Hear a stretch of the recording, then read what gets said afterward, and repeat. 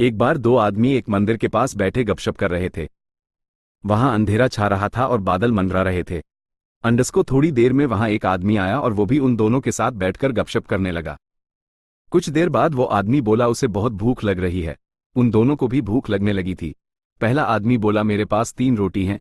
दूसरा बोला मेरे पास 5 रोटी हैं, हम तीनों मिल बांट कर खा लेते हैं। उसके बाद सवाल आया कि 8 3 जोड़ 5 रोटी 3 आदमियों में कैसे बांट पाएंगे। पहले आदमी ने राय दी कि ऐसा करते हैं कि हर रोटी के 3 टुकड़े करते हैं, अर्थात 8 रोटी के 24 टुकड़े 8x3 = 24 हो जाएंगे और हम तीनों में 8 8 टुकड़े बराबर बराबर बन जाएंगे। तीनों को उसकी राय अच्छी लगी और 8 रोटी के 24 टुकड़े करके प्रत्येक ने 8 8 रोटी के टुकड़े खाकर भूख शांत की और फिर बारिश के कारण मंदिर के प्रांगण में ही सो गए। सुबह उठने पर तीसरे आदमी ने उनके उपकार के लिए दोनों को धन्यवाद दिया और प्रेम से 8 रोटी के टुकड़ों के बदले दोनों को उपहार स्वरूप 8 सोने की गिन्नी देकर अपने घर की ओर चला गया। उसके जाने के बाद दूसरे आदमी ने पहले आदमी से कहा हम दोनों 4 4 गिन्नी बांट लेते हैं।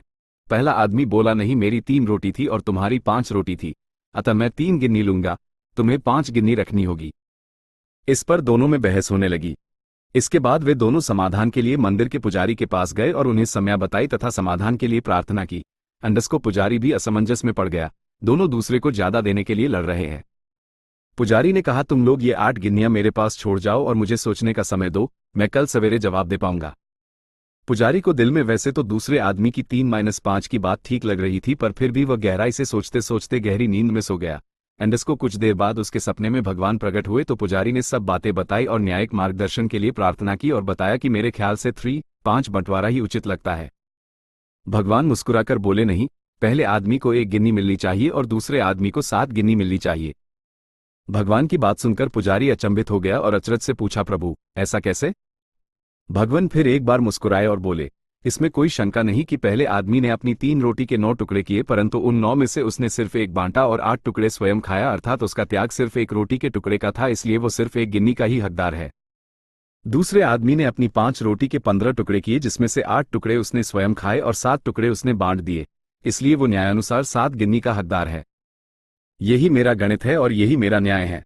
ईश्वर की न्याय का सटीक विश्लेषण सुनकर पुजारी नतमस्तक हो गया। इस कहानी का सार यही है कि हमारी वस्तुस्थिति को देखने की समझने की दृष्टि और ईश्वर का दृष्टिकोण एकदम भिन्न है। हम ईश्वरीय न्यायलीला को जानने समझने में सर्वथा अज्ञानी हैं। हम अपने त्याग का गुणगान करते हैं, परंतु ईश्वर हमारे त्याग की तुलना हमारे सामर्थ्य एवं भोग तौर कर यथोचित निर्णय करते हैं।